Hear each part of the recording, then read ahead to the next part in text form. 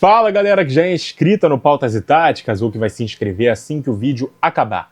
A análise rápida de hoje é sobre o Napoli de Antônio Conte, atual campeão italiano e que está na briga pelo título mais uma vez na atual temporada. Eu já disse aqui, para mim o Conte é um dos melhores e mais subestimados técnicos da atualidade e certamente o que melhor trabalha sistemas com 3 zagueiros no mundo hoje. Vamos sacar aqui a nossa prancheta para falar sobre esse time base do Napoli, sempre dando aquele confere no enquadramento, para que vocês não percam nada sobre essa equipe que tem Milinkovic-Savic no gol, Belkema, Ramani e Juan Jesus, são os 3 zagueiros, uma linha de 4 com Di Lorenzo na ala direita, Lobotka e McTominay são os 2 volantes, Spinazzola é o ala pela esquerda, e aqui um trio de ataque com Politano, Højlund e Elmas.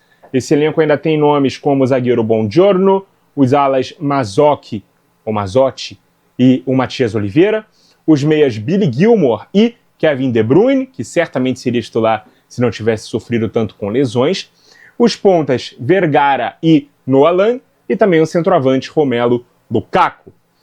O sistema tático é o 3-4-3, tão querido do Conte, ou se preferir pode chamar de 3-4-2-1. Um sistema que, para quem não conhece muito bem, pode chamar de defensivo demais, né? Por ter 3 zagueiros, alas, 2 volantes, mas que é um sistema que naturalmente oferece uma série de vantagens naturais sem depender de complexas variações ofensivas, beleza?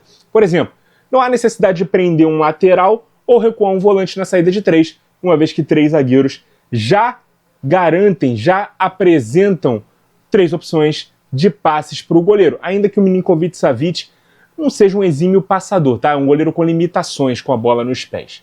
Os laterais e os volantes alinhados aqui na frente desses 3 zagueiros, oferecendo muitas linhas de passe progressivas, além de amplitude e profundidade. Então, cada zagueiro tem praticamente 2 opções de passe aqui muito próximas, que são ou um ala e um volante, ou os 2 volantes, ou o volante e o ala lá do outro lado, beleza? Depende, então, de quem é o portador da bola entre esses zagueiros.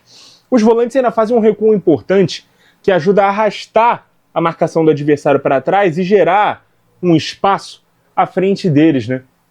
Eles, inclusive, podem trocar de posição com um dos zagueiros para poder fazer, né, uma maior saída de bola, né, mais qualificada. Quem faz muito isso é o Lobotka, ele que é o volante que tem mais dinamismo para poder jogar desde trás, e o McTominay fica com mais liberdade para atuar à frente, beleza? Inclusive, eu sempre gosto de comparar com o futebol americano no que diz respeito ao redista, jogar por trás de jogadores com maior capacidade de marcação.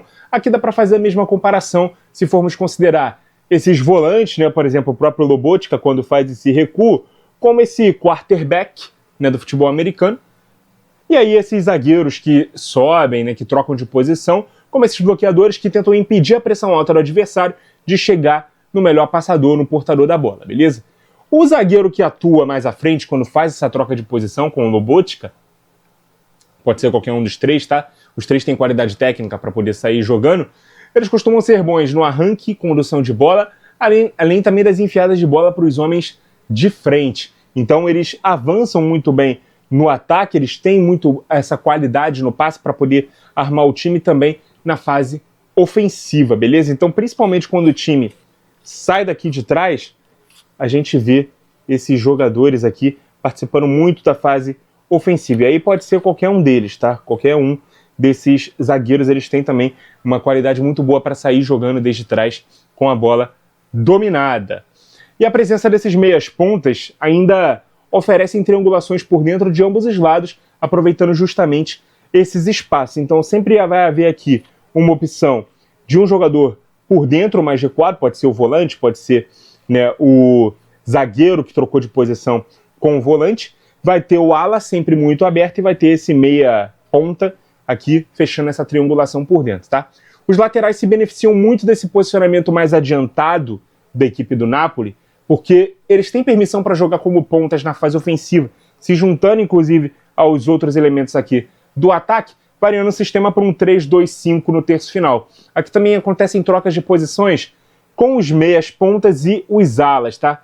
que fazem diagonais no momento em que esses próprios meias abrem. Então dá para ver os dois laterais, tanto o Spinazzola quanto ali também o Di Lorenzo, fazendo bastante esse movimento de diagonal para dentro, enquanto o Politano, o Elmas, o Vergara, quem jogar por ali, até o próprio De Bruyne, quando voltar aqui para o time titular, vai poder fazer muito essas trocas de posição, beleza? O centroavante, o Højlund, é muito acionado no pivô, especialmente de primeira pelos jogadores que estão jogando de fora para dentro, seja os alas, seja os meias, até os zagueiros, quando fizerem esse arranque. A ideia aqui é sempre ligar no Højlund para quê? Para que ele faça esse movimento, né, de segurar a defesa jogando de trás e fazer ali o pivô, preparar as jogadas para quem vem da entrelinha. E aí lê-se tanto os meias pontas quanto também, né, os volantes, especialmente o McTominay, beleza? Ele que tem esse poder de infiltração, esse bom arremate de fora da área, é um jogador que aproveita bastante esse tipo de jogada.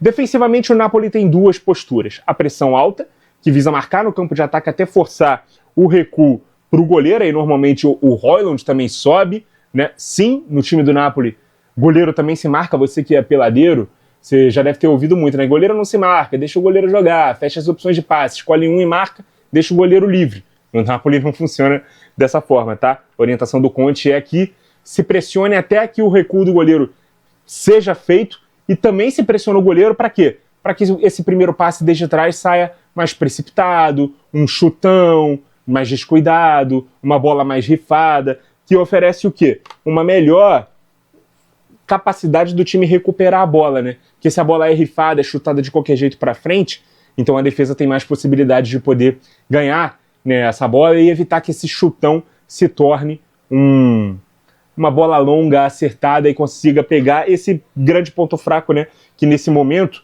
a defesa do Napoli fica um pouco mais exposta com a linha de defesa mais alta e aí as costas totalmente aqui expostas. Além das costas também os lados, né? Porque se os alas estão tão lá em cima, melhor dizendo, então os lados do campo aqui, se não forem tão bem fechados aqui pelos zagueiros, também pode ser um canal perigoso para os adversários poderem atacar, além, é claro, dessa bola nas costas dos zagueiros, que normalmente são mais lentos, quando precisam girar o corpo para correr atrás de quem receber essa bola nas costas deles, principalmente se forem jogadores com boa capacidade ofensiva e velocidade, né?